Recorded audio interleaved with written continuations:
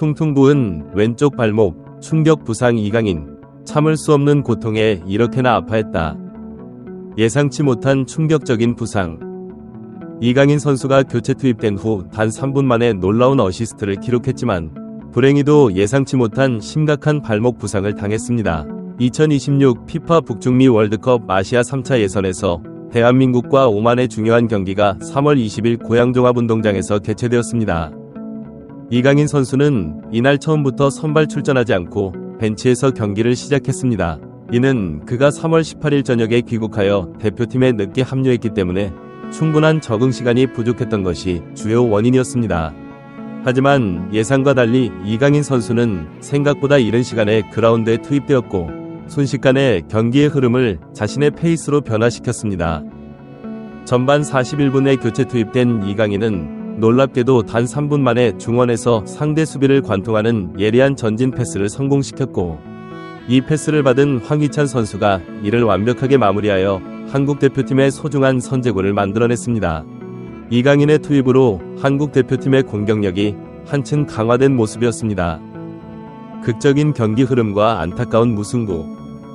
그러나 경기는 예상치 못한 방향으로 흘러갔습니다. 후반 40분 한국 대표팀은 오만의 날카로운 역습에 허를 찔리며 동점골을 허용했고 이로 인해 결국 경기는 1에서 1 무승부로 마무리되었습니다. 하지만 더 큰 충격은 오만의 골이 터지기 직전 발생한 이강인 선수의 심각한 부상이었습니다. 이강인 선수는 오만의 공격을 차단하기 위해 상대 선수를 적극적으로 추격하던 중 왼쪽 발목이 접질려 심한 통증을 호소하며 그라운드에 쓰러졌습니다. 그의 표정은 참을 수 없는 고통으로 가득 찼고 얼굴을 심하게 찡그리는 모습이 현장에 있던 모든 이들의 가슴을 아프게 했습니다. 심각한 통증으로 인해 왼발을 전혀 땅에 디딜 수 없었던 이강인은 결국 팀 스태프의 도움을 받아 부축된 채 경기장 밖으로 이동해야 했습니다. 이후 그는 코칭 스태프에게 업혀 그라운드를 완전히 빠져나가는 안타까운 장면을 보여주었습니다. 홍명보 감독의 설명과 이강인의 부상 상태. 경기 후 기자회견에서 홍명보 감독은 이강인 선수의 출전과 부상에 대해 상세히 설명했습니다. 이강인이 한국에 도착하고 하루만 훈련했기 때문에 전반부터 경기에 투입하는 것은 우리의 원래 계획에 없었습니다. 하지만 백승호 선수의 부상으로 인해 이강인의 투입 시간이 불가피하게 앞당겨졌습니다. 홍 감독은 또한 경기가 원활하게 진행되지 않는 상황에서 흐름을 풀어줄 선수가 필요했기 때문에 이강인을 투입할 수밖에 없었다 고 덧붙였습니다.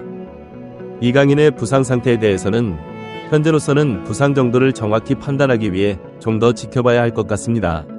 왼쪽 발목에 심한 부기가 있는 상태인데 발목을 삔 것으로 추정됩니다. 라고 언급했습니다. 이 부상이 얼마나 심각한지 그리고 향후 대표팀 일정에 어떤 영향을 미칠지는 아직 불분명한 상황입니다. 월드컵 예선 현재 상황과 향후 일정. 현재 B조 1위를 유지하고 있는 한국 대표팀은 이번 무승부로 무패 행진을 7경기 4승 3무째 이어가고 있습니다. 그러나 한 경기를 덜 치른 3위 승점 9 요르단과의 격차는 승점 6으로 벌리는 데 그쳤습니다. 2026 피파 북중미 월드컵 아시아 3차 예선에서는 각 조의 1, 2위에게 북중미 월드컵 직행 티켓이 주어지는 상황에서 한국 대표팀은 3월 25일 오후 8시 수원 월드컵 경기장에서 요르단을 상대로 중요한 8차전을 치를 예정입니다. 오만전 무승부의 여파와 본선 진출 가능성. 오만과의 무승부는 한국 대표팀의 월드컵 본선 진출 확정 일정에 큰 영향을 미쳤습니다. 당초 계획대로라면 3월 25일 요르단전에서 승리할 경우 월드컵 본선 진출을 확정지을 수 있었으나 이번 무승부로 인해 그 일정이 변경되었습니다. 이제 한국 대표팀은 요르단전에서 승리하더라도 월드컵 본선 진출이 자동으로 확정되지 않는 상황이 되었습니다. B조 경기 결과에 따르면 요르단은 팔레스타인을 상대로 3에서 1로 승리하며 승점 12점, 골득실 플러스 6점으로 2위로 올라섰습니다. 기존 2위였던 이라크는 쿠웨이트와 2에서 2로 비기며 승점 12점, 골득실 플러스 2점이 되어 3위로 내려앉았습니다. 이러한 상황에서 한국이 요르단전에서 승리한다고 가정해도 5승 3무로 승점 18점에 그치게 됩니다. 현재 2위와 3위인 요르단과 이라크가 8차전에서 패배하더라도 승점 12점인 상황에서 남은 두 경기에서 모두 승리할 경우 승점 18점이 될 가능성이 있기 때문에 한국은 아직 북중미 월드컵 본선 진출이 확정되는 2위 이상의 자리를 확보할 수 없게 되었습니다. 결국 한국 대표팀은 6월에 개최될 예정인 9차전까지 기다려야만 월드컵 본선 진출 여부를 확정할 수 있게 되었습니다. 만약 오만전에서 승리했다면 요르단전에서 이길 경우 월드컵 본선 진출을 확정한 채로 9, 10차전을 치를 수 있었던 한국이지만 오만과 비기면서 승점 1점 획득에 그쳐 8차전이 종료된 후에도 월드컵 본선 진출을 확정할 수 없는 상황에 놓이게 되었습니다. 이강인 선수의 회복과 대표팀의 미래. 이강인 선수의 부상은 한국 대표팀에게 큰 타격입니다. 그의 뛰어난 기술과 패스 능력, 그리고 경기 흐름을 읽는 탁월한 감각은 대표팀의 큰 자산이었습니다.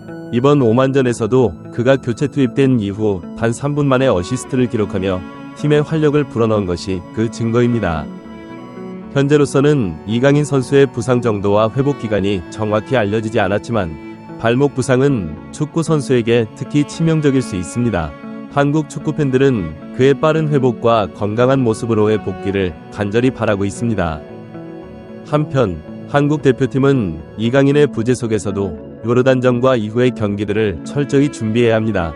비록 오만전에서 무승부를 기록했지만 여전히 B조 1위를 유지하고 있는 만큼 남은 경기들에서 좋은 결과를 얻어 2026 FIFA 북중미 월드컵 본선 진출을 확정짓는 것이 목표입니다.